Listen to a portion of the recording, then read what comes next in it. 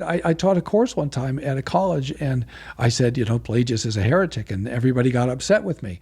And I had to come back the next week. He was the mascot. He was. I had to give a lecture defending the proposition. Oh, wow. And somebody emailed me and said, well, in this department, we're all Pelagians. Seriously. So it's not the case that Pelagianism has utterly gone away, but you're right.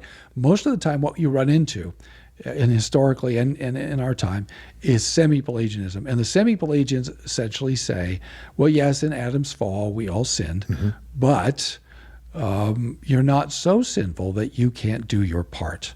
So most of the time, people are actually semi-Pelagian. They agree that we fell in Adam, but they just don't think that the effects of sin are as drastic as Paul thought they were, or as Augustine thought they were, or as the Reformation thought they were. So any kind of faith in Jesus plus good works system is semi-Pelagian. Yeah, if people are saying, yes, we fell in Adam, but, and then they set up a system of salvation by grace and cooperation with grace. That's where you most often see is salvation or justification by grace and cooperation with grace. So that's the federal vision.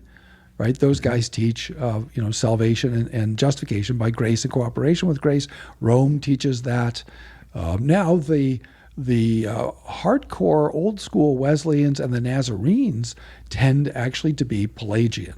Oh, really? Yeah. So anybody who teaches perfectionism, which is a major doctrine of those wings of the Wesleyan movement, they are Pelagian in that respect. So if somebody says, well, I've reached entire perfection, my wife was a school teacher. She had a student who at 15 said that he had reached entire perfection. So that's Pelagianism. But most of the time people will say, well, yeah, I recognize I'm a sinner, but I'm not so sinful that I can't do my part. I see. And the doing my part is really seductive because it seems reasonable. Jesus has done his part. Now you do your part, whatever that is. And when I was a young Christian, it was walking the aisle, praying the prayer, that sort of thing, having a quiet time, whatever it was. Those were doing my part, not in response to the grace of God, but to, do what was necessary on my part. To gain, to keep, to maintain. Exactly, and particularly to gain. So it was regularly presented to us in the sermons that Jesus is standing at the door knocking from Revelation 1:20, and the clear implication was Jesus would like to save us, but he's dependent on us, right? That's semi-Pelagian. And people frequently say, and I have in the past said, that the Remonstrants were semi-Pelagian, but in fact, that's not what the Synod of Dort said. The Synod of Dort accused them not of being semi-Pelagian, but of being Pelagian. And if you read... Why is that? That's fascinating. Well, because Arminius was worse than he's often presented to be. Okay. He was pretty radical.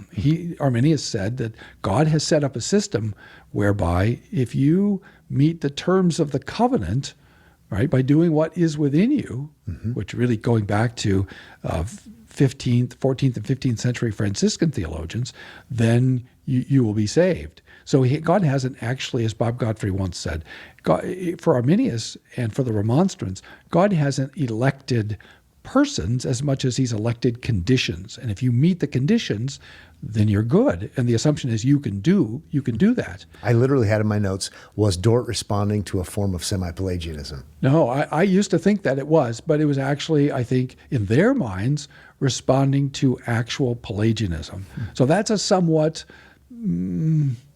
probably it's a minority view, and that might surprise some people, but I also wonder how closely people have read. I know I had not read until, I reread Dort and did some work on it for the anniversary, and I was really struck by how often they actually invoked the P word, Pelagianism. And they didn't seem to be making the distinction, and they weren't making the kinds of distinctions I was making. And then as I began to read Arminius and do some reading in some Arminian scholars on Arminius, I was convinced that no, he's not just semi, he's actually a Pelagian. Okay. Roman Catholicism is semi-Pelagian? It is. There's more grace in Rome than there is in Arminius. Isn't that interesting? Yeah. Even in reading the Catholic Catechism, it's amazing, and I mean this in a good way, how much emphasis they put on sin and how sinful sin is. They're not Pelagian. They're semi-Pelagian. They're semi-Pelagian. Both are bad. Yes. But But semi-Pelagianism is an improvement. Yes. It's not where you want to be, yes, but it's better than, because Pelagianism is heresy. And I say that because the Fourth Ecumenical Council at Ephesus in AD 430 declared, by condemning Coelestius, who was Pelagius' associate, condemned him for his doctrine, and his doctrine was Pelagius' doctrine. It would have been helpful if they named Pelagius, but at that point, they may not even have been that much aware of him. So as I read Galatians, I don't think Paul is opposing people who are Pelagian. No, they're semi. They're semi-Pelagian. Yeah, so to speak anachronistically. They're faith and works people. That's right. I mean, I don't think Paul's opponents are denying sin. They just don't think they're that sinful. Yes. They think that they can keep the law. They don't really know, to use the language of the Heidelberg Catechism, they don't know the greatness of their sin and misery. And so the law has not really struck them. And so that's why I think Paul says the kinds of things he does in Galatians, and why he says what he says in Romans 2:13. You think you can keep the law? Right? Well, here's the standard of the covenant of works. Right? The one is not the hearers of the law, it's the doers of the law. So do this and live. That's what Jesus said. That's what Leviticus 18:5 says. That's the standard. Adam was supposed to do and live. And not intend, not try, but do. Fulfill the terms of the covenant. Succeed we must. If you want try we don't. Exactly. If you want to know what the covenant of works is like, spend a couple of days with a lawyer, right? Doing his work.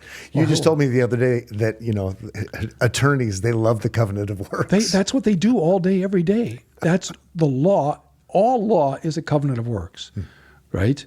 And if you didn't meet you get picked up for speeding, you were doing 85 in a 65, you broke the covenant of works. You're done, right? And now maybe if you're polite to the trooper, and I recommend that, maybe he'll write that ticket for less than you were actually doing. That's mercy. Yep. I think Santa Claus is a covenant of works guy too. He is. Santa Claus is a Pelagian construct. He's going to find out if you're naughty or nice. That's right. If you're good, you get stuff. If you're bad, you don't. All right? That's not grace.